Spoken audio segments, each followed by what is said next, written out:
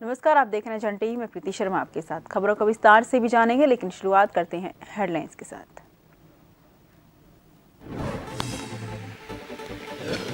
Uttarakhand global investor summit 2023 ground breaking ceremony का आयोजन। CM Pushkar Singh Dhami सहित कई अधिकारी रहे मौजूद। कुल निवेश की 20% ग्राउंडिंग पूरी।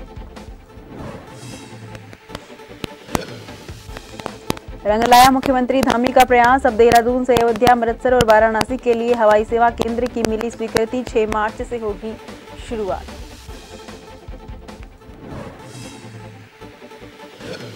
सैनिक कल्याण मंत्री ने किया सैन्य धाम निर्माण का स्थल का निरीक्षण। कई खामियां पाई, तब समय पर कार्य करने के दिए निर्देश। पांचवें धाम के रूप में विकसित करने पर फोकस। खटीमा कोतवाली पुलिस ने किया खुलासा। संदिग्ध अवस्था में हुई महिला की मौत। आरोपी पुरुष मित्र को गिरफ्तार कर न्यायिक हिरासत में भेजा।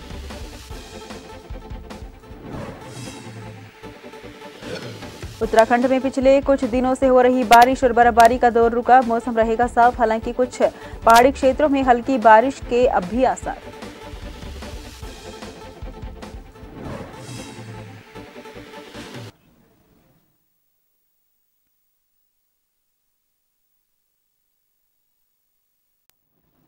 बुलेटिन की शुरुआत से पहले उड़ीसा के जहाजपुर की ओर चलते हैं, जहां पर पीएम नरेंद्र मोदी कार्यक्रम में शिरकत कर रहे हैं।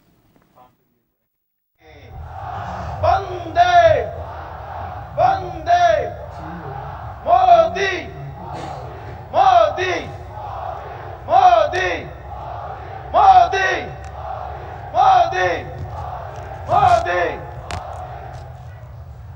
बंधुगण, आमर प्रिय प्रधानमंत्री आम सहित उपस्थित हेले।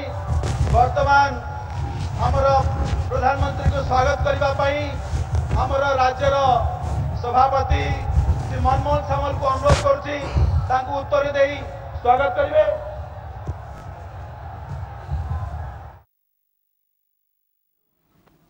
देहरादून में आज उत्तराखंड ग्लोबल इन्वेस्टर समिट 2023 में हुए निवेश प्रस्तावों की ग्राउंड ब्रेकिंग सेरेमनी का आयोजन किया गया, जिसमें सीएम पुष्कर सिंह धामी सहित कई अधिकारी मौजूद रहे।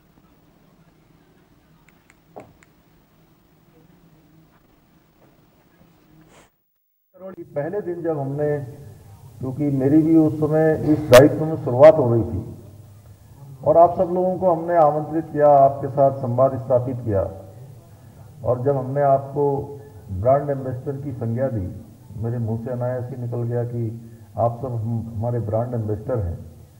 तो मुझे बताते हुए खुशी हो रही है कि आपने ब्रांड एम्बेसडर से भी बढ़कर काम किया है।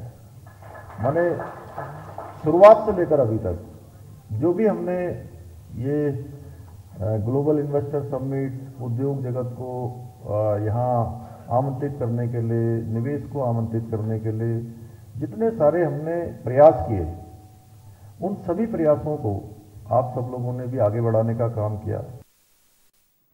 उत्तराखंड के देहरादून में दिसंबर 2023 में ग्लोबल इन्वेस्टर समिट में लगभग 3.5 लाख करोड़ के एमओयू साइन किए गए थे, जिसके बाद अब इनकी ग्राउंडिंग शुरू हो गई है। मंगलवार को राजधानी के एक निजी होटल में इन्वेस्टर समिट के ग्राउंड ब्रेकिंग सेरेमनी का आयोजन किया गया, जिसमें सीएम पुष्कर सिंह धामी भी मौजूद रहे। इस दौरान सीएम ने कहा कि करीब 27,000 करोड़ के एमओयू की आज इस कार्यक्रम में ग्राउंडिंग हो रही है। समिट के पहले दिन ही 44,000 करोड़ के एमओयू की ग्राउंडिंग हुई थी, जिससे आज वर्तमान दिन तक कुल 71,000 करोड़ की ग्राउंडिंग हो चुकी है। सीएम धामी ने कहा कि अभी तक कुल निवेश की 20% ग्राउंडिंग पूरी हुई है और सरकार का लक्ष्य 100% ग्राउंडिंग करने का है। मैं सबसे पहले तो हमारे राज्य के अंदर जो हमारे उद्योग समूह के लोग हैं, उद्योगों के प्रतिनिधि हैं, उद्योग समूह चलाने वाले हमारे संस्थान हैं, उन सभी का मैं धन्यवाद करना चाहता हूं कि उन्होंने हमारे ब्रांड एम्बेसडर के रूप में काम किया। लगातार हमको बहुत सारी अपने सुझाव दिए, संवाद किया बहुत सारे भविष्य में क्या काम हो सकते हैं उन सब के बारे में बताया और हर पल उन्होंने हमारा साथ दिया। फिर मैं माननीय प्रधानमंत्री जी का भी उत्तराखंड की देवतुल्य जनता की ओर से धन्यवाद करना चाहता हूं कि उन्होंने इस पूरे इन्वेस्टर समिट से लेकर कैसे उद्योग निवेश यहाँ बढ़ाया जा सकता है, किस प्रकार से यहाँ पर वेडिंग डेस्टिनेशन होना चाहिए, उसकी परिकल्पना देश दुनिया के सामने उत्तराखंड के लिए रखी। उसके कारण से आज हमको लगभग 71,000 करोड़ रुपए की ग्राउंडिंग हो चुकी है, जो कि एक बहुत बड़ी राशि है।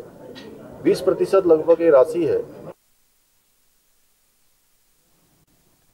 उत्तराखंड सरकार दंगाइयों से निपटने के लिए सख्त कानून लेकर आई है। सोमवार को राज्य कैबिनेट की बैठक में सरकार ने उत्तराखंड लोक और निजी संपत्ति क्षति वसूली अधिनियम को मंजूरी दी है, जिसके मुताबिक दंगे के दौरान किसान पहुंचाने वाले आरोपियों से नुकसान की भरपाई की जाएगी। और अब मुख्यमंत्री पुष्कर सिंह धामी ने कहा है कि ये देश का सबसे सख्त कानून है, जिसे मंजूरी दे दी गई है। देखिए, हमने बहुत सोच विचार के पहले हम नकल का कानून लेकर आए, नकल अध्यादेश लेकर आए, उसमें हमने बड़ा अध्ययन किया था। उसी प्रकार से पिछले समय में कुछ घटनाएं हुई हैं और उपद्रव हुआ है। हमारा प्रदेश बहुत शांत प्रदेश है, ये देवभूमि है। यहाँ पर इस प्रकार की तोड़फोड़, इस प्रकार का उपद्रव, निजी और सरकारी संपत्तियों को क्षति पहुँचाना, इसका कोई स्थान नहीं है। इसलिए हम अध्यादेश लाकर संपत्ति को नुकसान पहुँचाने वालों का, उपद्रव करने वालों के लिए कानून में कठोर कार्रवाई हो, उनके लिए कोई रास्ता न बचे, इसलिए हमने ये कानून लाए हैं, जिसमें हमने कठोर सजा का प्रावधान है, उनकी संपत्ति जब्त करने का अधिकार है, उनसे पूरी वसूली का अधिकार है और जो भी इसमें लिप्त पाया जाएगा प्रथम दृष्टया 8 लाख तक का जो है उसके ऊपर सीधे जुर्माना किया जाएगा, सीधे उनसे वसूली की जाएगी। अन्य जो चीज़ें हैं वो जो प्राधिकरण उसमें निर्धारित करेंगे, उसका आकलन करेंगे, उसके आधार पर उनसे वसूली की जाएगी, जिससे कि इसके पीछे हेतु है कि उत्तराखंड राज्य में किसी भी प्रकार से इस प्रकार की घटनाएं न हों। खबर उत्तरकाशी से है, जहां बड़कोट में मुख्यमंत्री पुष्कर सिंह धामी ने रोड शो किया। इस दौरान कार्यकर्ताओं में की भारी भीड़ उमड़ी। सीएम धामी ने लाभार्थी सम्मेलन में भी शिरकत की, सरकार की योजनाओं को लेकर संवाद किया। इस दौरान सीएम धामी ने सम्मेलन को संबोधित भी किया।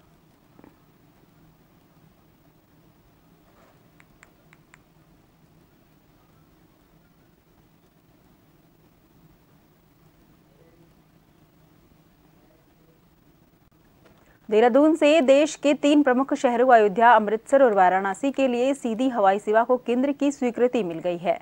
तीनों हवाई सेवाओं की शुरुआत बुधवार 6 मार्च को होगी। मुख्यमंत्री पुष्कर सिंह धामी ने इसके लिए प्रधानमंत्री नरेंद्र मोदी और नागरिक विमानन मंत्री ज्योतिरादित्य सिंधिया का आभार प्रकट किया है।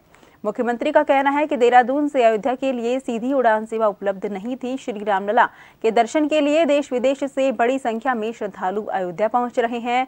अयोध्या से देवभूमि के लिए हवाई सेवा शुरू होने से श्रद्धालुओं को उत्तराखंड की यात्रा में भी सुविधा होगी।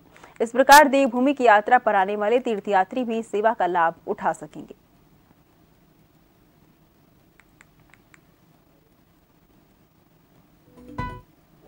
अयोध्या के लिए क्योंकि भगवान आराध्य हमारे हम सब के हमेशा हम सब के हृदय में रहने वाले प्रभु श्री राम का वहाँ पर प्राण प्रतिष्ठा हो गई है। भगवान राम वहाँ विराजित हो गए। हर कोई अयोध्या जाना चाहता है और हमने ये प्रयास किया, राज्य सरकार की तरफ से सेवा प्रारंभ की है कि कल से वो सेवा प्रारंभ हो रही है। अयोध्या के लिए भी हो रही है, बनारस के लिए भी हो रही है, अमृतसर के लिए भी हो रही है। देश के अन्य जो शहर छूटे हुए हैं उन शहरों के लिए भी हम जल्द सेवा शुरू करेंगे।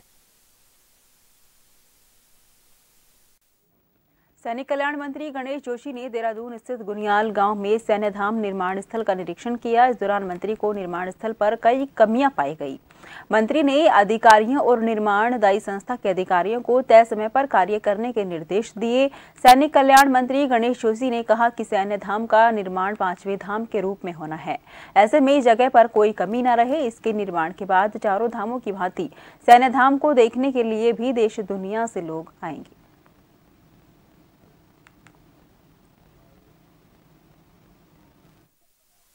पुष्कर सिंह धामी सरकार सैन्य धाम का निर्माण यहाँ पर करा रही है। लगभग 95 करोड़ से अधिक इसकी कॉस्ट आ रही है और उसको पूरा करने का सौभाग्य मुझे प्राप्त हुआ है। काम लगभग अंतिम स्टेज पर है।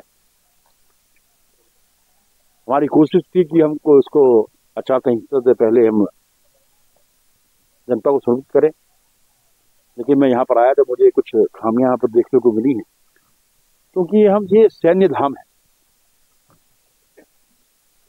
ये लाखों लाखों करोड़ों करोड़ लोगों की आस्थाओं का केंद्र है।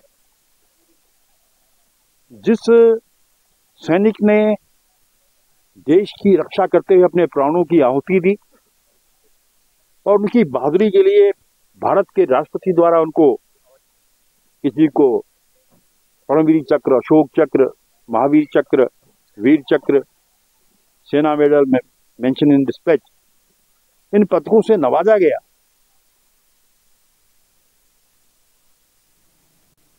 बीजेपी के राष्ट्रीय अध्यक्ष जेपी नड्डा 2 मार्च को उत्तराखंड दौरे पर आने वाले थे, लेकिन दिल्ली में लोकसभा चुनाव की तैयारियों की व्यस्तता के चलते दौरा रद्द हो गया था। नड्डा को हल्द्वानी, हरिद्वार और देहरादून में 3 बड़े राजनीतिक कार्यक्रमों में शामिल होना था। पार्टी ने उनके दौरे की तैयारियां भी कर ली थी। वहीं एक बार फिर बीजेपी ने नड्डा के दौरे को लेकर तैयारियां शुरू कर दी हैं। बीजेपी प्रदेश महामंत्री का कहना है कि राष्ट्रीय अध्यक्ष का प्रस्तावित दौरा अब 9 या 10 मार्च को होना है। अभी जो 2 तारीख का उनका दौरा प्रस्तावित था, उत्तराखंड में मौसम के लिहाज से उनका दौरा स्थगित हुआ था और अब 9 तारीख को अथवा 10 तारीख को, अभी 2 दिन आज इसका लगभग निर्धारण हो जाएगा। हमने आग्रह किया है कि 10 तारीख को राष्ट्रीय अध्यक्ष जी का कार्यक्रम हमको मिल जाए, तो ये संभावना है कि 9 तारीख या 10 तारीख में से एक दिन उनका काफ़ी बिजी शेड्यूल रहेगा। कुमाऊं की 2 लोकसभाओं को वो कवर करेंगे, गढ़वाल की 3 लोकसभाओं को कवर करेंगे और इसी के साथ में प्रबुद्ध वर्ग का सम्मेलन भी वो देहरादून में करेंगे। खबरों का सिलसिला जारी रहेगा। फिलहाल लेते हैं छोटा सा ब्रेक।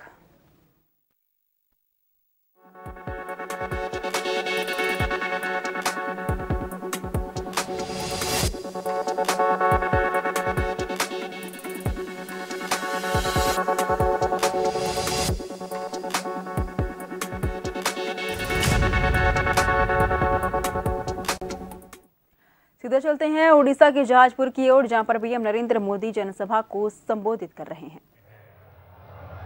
यहां से गैस पाइपलाइन पूर्वी भारत के अनेक राज्यों तक पहुंच रही है। उड़ीसा पॉलिस्टर का भी एक बड़ा केंद्र बन रहा है। टेक्सटाइल पार्क के लिए रॉ मटेरियल भी यहीं बन रहा है।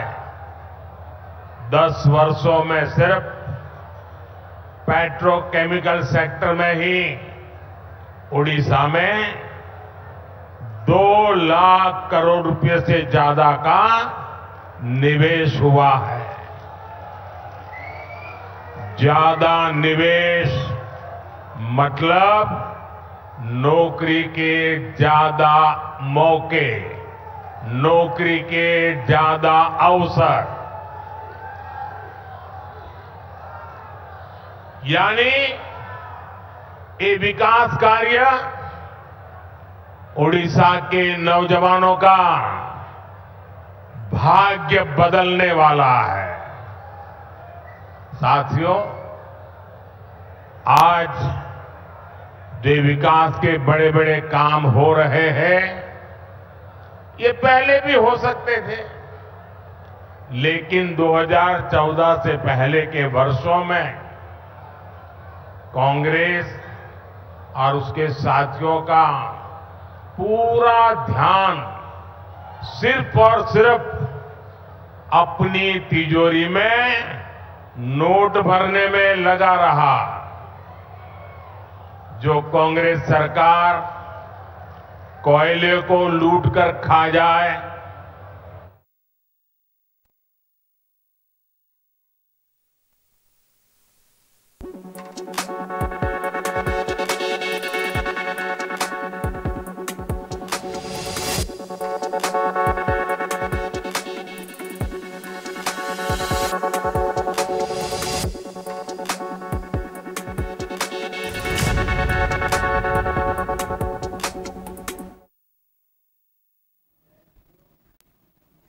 ब्रेक के बाद फिर से आपका स्वागत है। रुक करते हैं खबरों की ओर।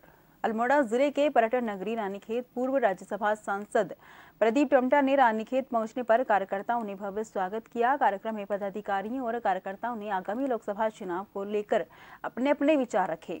कार्यक्रम की अध्यक्षता नगर अध्यक्ष उमेश भट्ट ने की। प्रदीप टमटा ने कार्यकर्ताओं को संबोधित करते हुए कहा कि पार्टी टिकट चाहे किसी को भी दे, सभी को कांग्रेस के साथ मिलकर चुनाव लड़ना है। उन्होंने कहा कि बीजेपी सरकार ने देशवासियों को केवल धर्म के नाम पर छला है, ना रोजगार है, महंगाई अपने चरम पर है।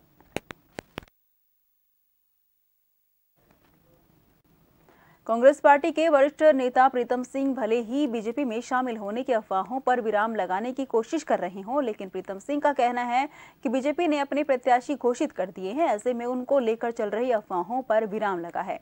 वहीं बीजेपी प्रदेश महामंत्री आदित्य कोठारी ने बयान दिया है कि उनका कहना है कि जब आग जल रही है तभी धुआं उठ रहा है। दूसरा, उन्होंने दावा किया है कि कांग्रेस पार्टी के कई विधायक अभी भी बीजेपी के संपर्क में हैं। देखिए, बिना आग के धुआं नहीं निकलता है और कांग्रेस के बड़े बड़े नेता अभी भी भारतीय जनता पार्टी के संपर्क में हैं। मैं नाम नहीं लेना चाहता हूं और मुझे लगता है कि हम उनके गुण दोष को देखते हुए गुण दोष के आधार पर ही उनके विषय में निर्णय कर रहे हैं। अभी भी हमारे पास कई एप्लीकेशंस कांग्रेस के नेताओं की हैं, कुछ पूर्व विधायक भी हैं, कुछ वर्तमान के विधायक भी हैं, लेकिन हम उनकी उपयोगिता को देख करके, उनकी जन सेवा को देख करके उत्तराखंड के हित में है या नहीं है, उसके आधार पर निर्णय करेंगे।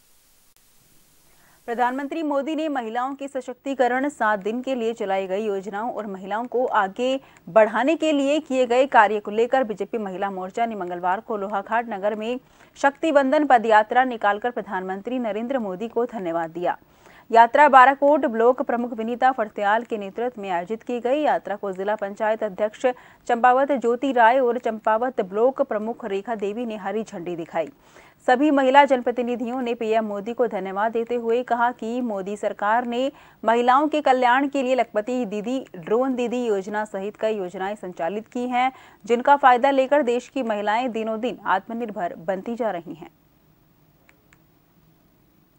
आज लोहाघाट एसडीएम कोर्ट से हम नारी शक्ति बंधन के माध्यम से पदयात्रा निकाले हैं। इस माध्यम से हम आज माननीय हमारे प्रधानमंत्री श्री नरेंद्र मोदी जी और हमारे मुख्यमंत्री श्री पुष्कर सिंह धामी जी का धन्यवाद और आभार व्यक्त कर रहे हैं कि जो उन्होंने महिलाओं को सशक्त बनाने के लिए जो जन कल्याणकारी योजना चलाई जा रही हैं, उसके लिए हम इस पदयात्रा के माध्यम से माननीय मोदी जी का और माननीय मुख्यमंत्री जी का धन्यवाद और आभार करते हैं। आज हमारे राष्ट्रीय नेतृत्व एवं प्रदेश नेतृत्व के आदेश से हम यह कार्यक्रम कर रहे हैं। हमारा कार्यक्रम ये 3 दिवस का चल रहा है। कल हमारी मैराथन दौड़ थी शक्ति बंधन की, आज पदयात्रा है। कल हम मोदी जी का संबोधन हर मंडल में सुनेंगे।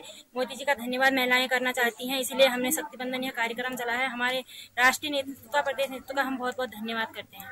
हमारी शक्ति बंधन पदयात्रा निकाली जा रही महिलाओं के द्वारा जो विधानसभा लोहाघाट में निकाली जा रही है, मैं इसकी संयोजक भी हूँ और जो हमारे देश के यशस्वी प्रधानमंत्री नरेंद्र मोदी जी की जन कल्याणकारी योजनाएं हैं, जो महिलाओं को सशक्त बनाने के लिए उन्हें योजनाएं चला रखी हैं, उसका प्रचार और प्रसार और धन्यवाद करने के लिए हम पदयात्रा लोहाघाट में निकाल रहे हैं।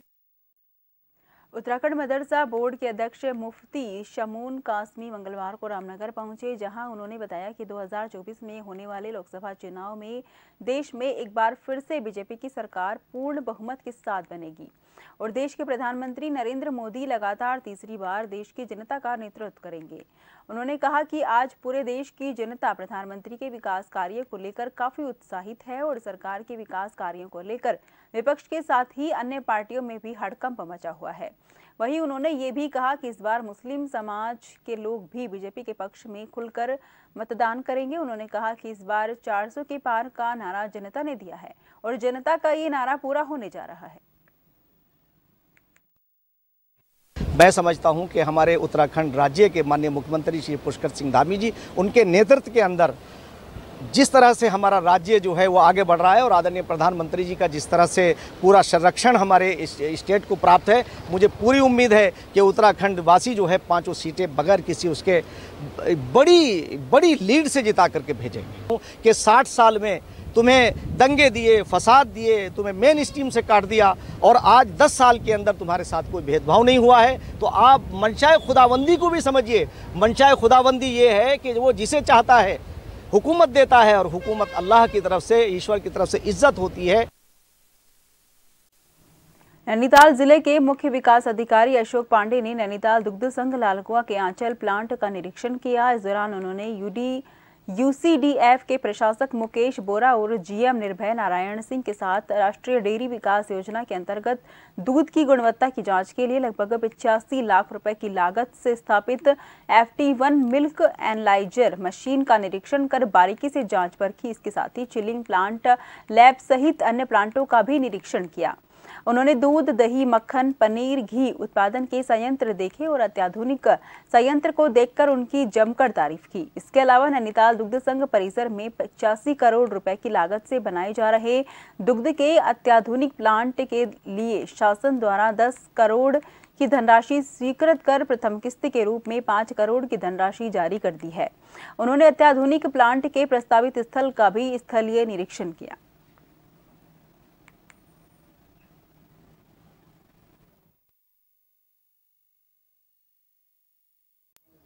नगर निगम देहरादून के 100 वार्डों में से हाल ही में बनाई गई वार्डों में स्ट्रीट लाइटों की कमी देखी जा रही है, जिसको लेकर नगर निगम कमिश्नर गौरव कुमार ने बीते दिनों इसकी समीक्षा की।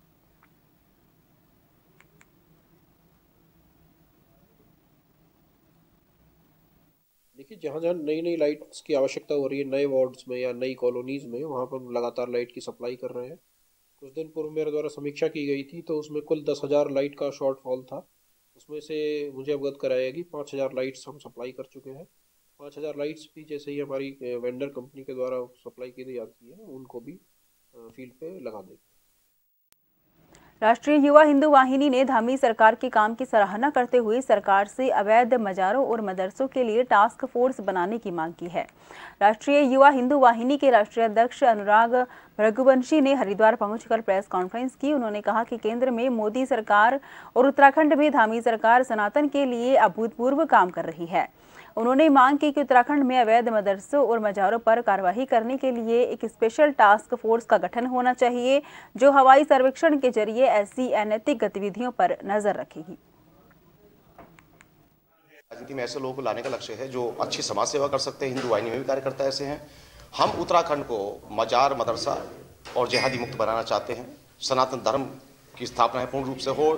और मैं मुख्यमंत्री पुष्कर धामी जी से बताना चाहूँगा कि मैं चुनाव में भी आपको पूर्ण समर्थन देता हूँ, उत्तराखंड भाजपा को पूर्ण समर्थन देता हूं, लेकिन एक मांग भी करता हूं कि आप एक तत्कालिक टास्क फोर्स का गठन करें जो हवाई सर्वेक्षण करे और जो रेगुलर रेस्क्यू भी उससे होगा, और उसके द्वारा उत्तराखंड में जितने भी अवैध मजारे बन रही हैं, मदरसे बन रहे हैं, उनको तत्काल देखकर तोड़ा जाए। कोई ऑर्डर की परमिशन की जरूरत नहीं पड़नी चाहिए, क्योंकि जब परमिशन का लफड़ा आ जाता है ना, तो वह विवाद होता है, जनता में समस्या पड़ता है। तो वो चीज़ नहीं होना चाहिए, विकास के काम में बाधा पड़ती है। उस टास्क फोर्स का गठन करें। उस टास्क फोर्स में जो कमेटी बनेगा उसके अंदर जो गैर राजनीतिक लोग हैं, समाज सेवी लोग हैं, उनको भी शामिल किया जाए। पिथौरागढ़ जिले के डीडी हाट पूर्व सैनिक संगठन द्वारा स्वरोजगार की योजनाओं को आगे बढ़ाते हुए डीडी हाट में सोमवार से 5 दिवसीय मौन पालन प्रशिक्षण कार्यक्रम की विधिवत शुरुआत की गई, जिस पर खादी और ग्रामोद्योग विभाग के माध्यम से क्षेत्र के पूर्व सैनिकों और आश्रितों को ये प्रशिक्षण दिया जा रहा है। दूरस्थ क्षेत्र पर पहली बार आयोजित हो रहे इस प्रकार के कार्यक्रम को लेकर वहां पर पूर्व सैनिकों और अन्य लोगों पर काफी खुशी का माहौल है और ऐसी सार्थक पहल के लिए सभी लोगों द्वारा पूर्व सैनिक संगठन का आभार व्यक्त किया गया है। समझता हूं कि इस डीडी हाट के जो पूर्व सैनिक हैं या सैनिक आश्रित हैं, एक सभी के लिए खुशी की बात है एक इस क्लास को यहाँ पर ऑर्गेनाइज करना, जिससे कि हमारे जो डिपेंडेंट हैं या हम सेल्फ हैं, तो हमें एक रीसेटलमेंट के लिए, हमें अर्न करने के लिए, इससे हम एक अपनी आजीविका के रूप में भी चला सकते हैं। पश्चिम बंगाल में टीएमसी नेताओं के द्वारा महिलाओं और छात्राओं के साथ किए जा रहे अत्याचार के खिलाफ ममता बनर्जी सरकार और पुलिस के द्वारा कार्रवाई न किए जाने से आक्रोशित एबीवीपी कार्यकर्ताओं ने ममता सरकार के खिलाफ जोरदार नारेबाजी की। पीजी कॉलेज लोहाघाट में एबीवीपी प्रदेश सह मंत्री विवेक पुजारी के नेतृत्व में पश्चिम बंगाल के मुख्यमंत्री ममता बनर्जी का पुतला फूंका गया और आरोपियों पर कार्रवाई की मांग की गई। विवेक पुजारी और एबीवीपी कार्यकर्ताओं ने कहा कि पश्चिम बंगाल में सत्ताधारी नेताओं के द्वारा महिलाओं और बच्चियों के साथ दुष्कर्म की घटनाओं को अंजाम दिया जा रहा है। हमारे पश्चिम बंगाल हमारे देश में हो रही है। इसके लिए विद्यार्थी परिषद अभी एक डीएम जिलाधिकारी के महोदय के माध्यम से राष्ट्रपति को एक ज्ञापन दे रहा है, जिसमें हमारी मांगे होंगी कि इसमें जांच हो, इसमें एनआईए जांच या फिर बड़ी कोई जांच हो, और इसमें जो लोग इसमें लिप्त हैं वो सलाखों के पीछे आए और ऐसी घटनाएं हमारे देश में दोबारा ना हो। इसके लिए विद्यार्थी परिषद लगातार काम करती है। इस समाज में ऐसे अनेक संगठन हैं, 40 से 50 संगठन है, लेकिन उन संगठनों का काम सिर्फ राजनीतिक समय में वो लोग आगे आते हैं, लेकिन विद्यार्थी परिषद की सभी संगठनों के बाद भी विद्यार्थी परिषद समाज हित एवं छात्र हित में लगातार आप लोगों ने देखा कि संगठित रही। काशीपुर में लोकसभा चुनाव को देखते हुए पुलिस प्रशासन ने कमर कस लिया, जिसको देखते हुए काशीपुर कोतवाली पुलिस और पैरामिलिट्री फोर्स के नगर में फ्लैग मार्च निकाला गया, जिसमें एसपी प्रताप सिंह सहित कई अधिकारी मौजूद रहे।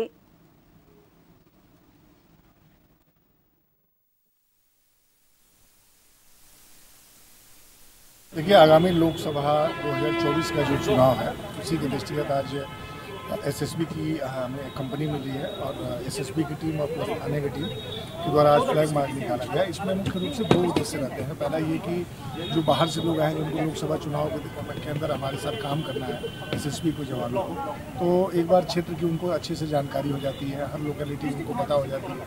दूसरा, चूँकि मुख्य उद्देश्य ये होता है कि शांतिपूर्ण निष्पक्ष चुनाव कराना, तो जो भी खुराफाती तत्व है एक जो चुनाव को प्रभावित करने और इस तरह की चीज़ें, तो इसमें ये भी स्पष्ट है कि अगर कोई भी इस तरह की डिस्टर्बेंस क्रिएट करेगा तो उस पर सख्त से सख्त जो एक्शन बनेगा वो हमारे द्वारा लिया जाएगा। कोई भी व्यक्ति हो अगर वो शांति की चुनौती देता है तो उसके लिए सख्त एक्शन लिया जाएगा। बघेड़ी में सड़क विवाद अभी थमने का नाम नहीं ले रहा है, जहां एक और ग्रामीणों को प्रशासन की तरफ से 72 घंटे का समय दिया गया है और कहा गया है कि इस बीच सेना और ग्रामीणों के बीच हुए विवाद को सुलझा लिया जाएगा, लेकिन अभी तक तमाम जनप्रतिनिधियों के दखल के बावजूद भी आर्मी और ग्रामीणों के बीच का विवाद सुलझ नहीं पाया है, जिसको लेकर ग्रामीण धरने पर बैठ गए और सरकार की मांग को लेकर प्रदर्शन पर उतारू हो गए। प्रदर्शन 3 दिन से लगातार हम प्रयास में है कि हमारी बातों को मान लिया जाए। हमें पहले शासन द्वारा 72 घंटे का समय दिया गया था एएसडीएम के द्वारा, तो 72 घंटे से ज़्यादा का समय हो चुका है और अब तक हमें कोई ठोस जवाब नहीं मिल पाया सरकार से। तो मैं ये हमारा जो शांतिपूर्ण धरना चल रहा है शांतिपूर्ण तरीके से रहेगा और ये हमारा एएसडीएम कार्यालय पर पहुँचेगा, वहाँ पे हमारा धरना प्रदर्शन रहेगा। जब तक हमारी मांगे नहीं मानी जाती, हमारा रूल नहीं बनता, हम लोग यहाँ से हिलने वाले नहीं। धरना प्रदर्शन हुआ था उस दिन प्रशासन के आदमी एसडीएम साहब ने 72 घंटे का समय लिया था आर्मी कमांडेंट से बात करने के लिए, लेकिन कल 72 घंटे पूरे हो गए थे। 72 घंटे पूरे होने के बाद भी हमें कोई समाधान समस्या का उन्होंने हमारा नहीं कराया। आज तो वो चुनाव की ड्यूटी पे है एसडीएम साहब और एएसडीएम साहब भी, कल दोपहर तक का उन्होंने टाइम दिया है, नहीं तो हम लोग 7 तारीख से इस रोड पे काम स्टार्ट करेंगे। फिर जो भी जवाबदेही होगी या तो प्रशासन की जवाबदेही होगी या होगी आर्मी वालों की। फिलहाल के लिए इतना ही। देखते रहिए जन टीवी। नमस्कार।